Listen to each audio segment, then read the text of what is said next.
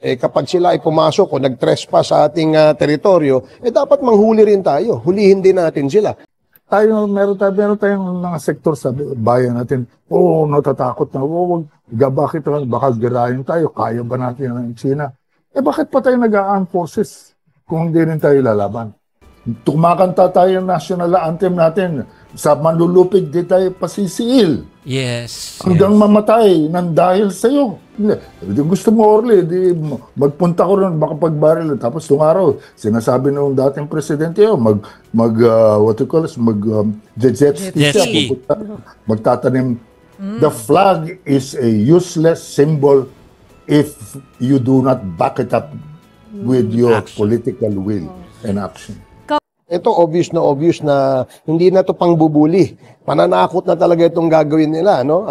At ginagawa nila, no? Kapag sila ay pumasok o nag-trespass sa ating teritoryo, dapat manghuli rin tayo. Hulihin din natin sila. Dahil isang pagpapakita ito ng pagrespeto sa ating mga pulisiya at ating batas dito sa ating bansa.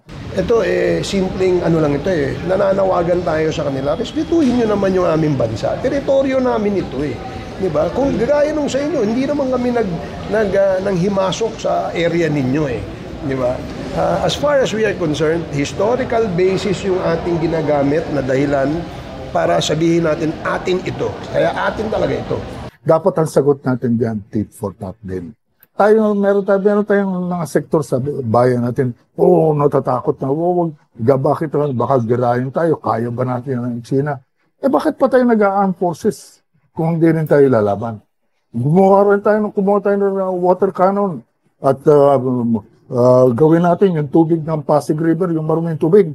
Yun ang bomba natin. Tingnan natin kung di puro galis ang mga Chinese Navy nila. Alam mo ang tinatawag na gray zone tactics. Matagal nang ginagawa ng China sa atin. Yung gray zone tactics na yan, talagang push ka ng push, pero you want to win the war without firing a shot. Uutakan lang tayo. Kaya tayo naman, dapat naman nakikipag-gitgitan dyan. Tayo naman, sa akin, sa tingin ko, meron naman tayong pagkukulang. Masyado tayo nagpipigil Ang labanan dito, yung gray zone. Pero ngayon, pinupush na ng China, if I may use the phrase used by The Economist in a recent article in May, sabi nila, they're pushing it to the red zone already. Talagang ina-up nila kasi alam nila na napaka-importante na mahawakan nila yung South China Sea dahilan sa mga maaaring pinaplano nila para sa Taiwan. And kasama na lahat yan. Kasama na rin yung East China Sea. So, mabuti na lang, meron tayong Mutual Defense Treaty, tapos meron tayong trilateral arrangement with Japan and the United States, and also meron iba pa mga bansa katulad ng Australia na tumutulong sa atin, pati mga Europeans. But in a gray zone, hindi bakbakan ng labanan din Utakan, gitgitan. Kaya dapat tayo, ganyan na rin dapat. Sabi ko, bakit hindi tayo? Kung binabanatan tayo ng what you call this, ng water cannons, bakit hindi rin tayo gumamit ng water cannon? Tapos ipambomba natin yung tubig ng Pasig River para magkaroon sila ng katutak na infection.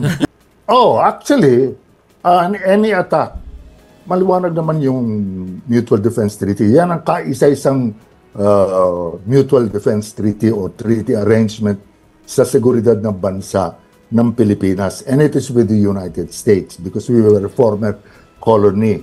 But ang napaka-importanting isipin natin dyan, maliwanag naman yan paulit-ulit din na sinasabi at nasa interest ng US na hindi palampasin yung ginagawa ng China kasi ang national interest ng China ay ng US at Pilipinas ay nagtutugma ngayon. Ang labanan dyan yung bang labanan na hindi nagsusuntukan pa o hindi girian ng girian, gitgitan ng gitgitan. So I think we should, one of the things that we can do is really rebuild our yung Sierra Madre. Na hindi lang pagkain, talagang i-reconstruct natin uli. Pabayaan natin kasi para mapakita sa kanila. Kasi nung araw, ang ginagawa natin, hindi na tayo nag-aatubili nung araw eh. Naalala ko ng panahon namin, basta nagtayo sila ng muhon. Kasi nagtatayo sila ng muhon nung araw niyan eh. Ang aking sinasabi, papasabugin niyo rin para may lupa tayo, tapos yung kapitbahay mo eh, inuurong yung muhon. Ikaw naman eh, nagre-reklamo ka lang sa barangay. Pero hindi naman siya umaatras. Talagang kinakailangan. I think the thing that we should do is really rebuild it. Yung Sierra Madre, kung meron pa tayong may sasadsad na sige na. Total, tayo naman eh, merong, ngayon, sinasabi, baka naman careless tayo. Ay, hindi, inaapi tayo eh. At ang mga wawala sa atin, napakalaki. Kaya sa akin, sa tingin ko, it is time, no more Mr. Good Guy. Yes. Nagpipigil tayo dahil, pero alam naman ng tao ng mundo ngayon na tayo nanalo sa arbitral court at walang legal basis ang China doon sa kanilang claim na 9-dash line, ngayon 10-dash line. Mamaya, dadagdag na naman siguro sila ng kung anong linya riyan. But the point there is it is very important for us to, anong tawag sa English, there is a phrase, tit for tat. Paulit-ulit naman nila sinasabi niya, an attack on any vessel or aircraft. That's binanggit pa specific kasama ang Coast Guard natin. Kasama ang Coast Guard at sinabi, hindi lang Pacific Ocean yan, kasama rin yung South China Sea. Ano pang assurance ang gusto natin? Ang pinakamasaklap niyan, maisahan tayo. Correct. Malamangan tayo ng yan parang paulit-ulit ko sinasabi siya. Para tayong sinakmal, tas nilulunok ng hindi man lang tayo nilalawayan. Tapos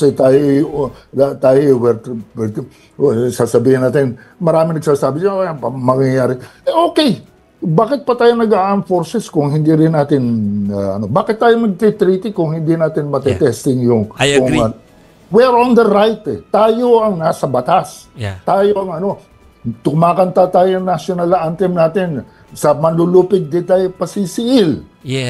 Hanggang mamatay nang dahil sa'yo. Ano ba yung mga klaseng, sa akin,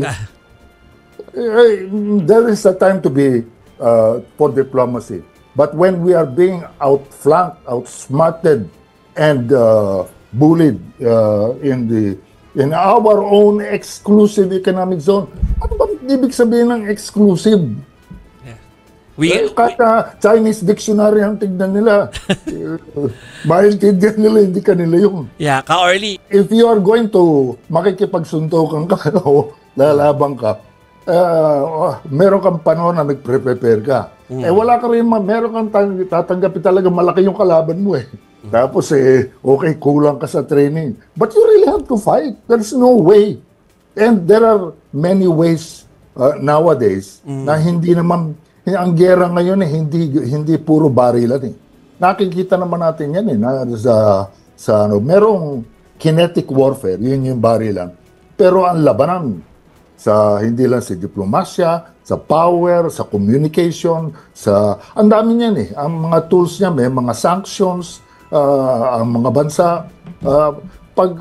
Alam mo, pinagmamasdan tayo ng mundo kasi ang nangyayari sa Japan, kino-coerce dun sa issue ng East China Sea. Taiwan is an issue and the South China Sea with the Philippines. Kaya pag we fumble the ball here, forever, hindi tayo makikipag-away, pero ang mawawala sa atin. Ngayon, yung mga susunod na salilahi, sasabihin nila anong ginawa ng mga ninuno natin noong araw eh. Okay nga, hindi na nga ako nagpupunta dun sa lack of preparation, yung mga pagkakamali. They're all behind us already. Let's think of today and the future. And we have a big responsibility. Ngayon sinasabi lang, kasi tayo, Inalagay natin sa personalan yung away. Oh, bakit hindi? Di gusto mo, Orly, di magpunta ko rin, baka pagbaril. Tapos itong araw, sinasabi nung dating presidente, what you call this, jet ski siya, ski. magtatanim. The flag is a useless symbol if you do not back it up with your Action. political will and action. Laban Pinas.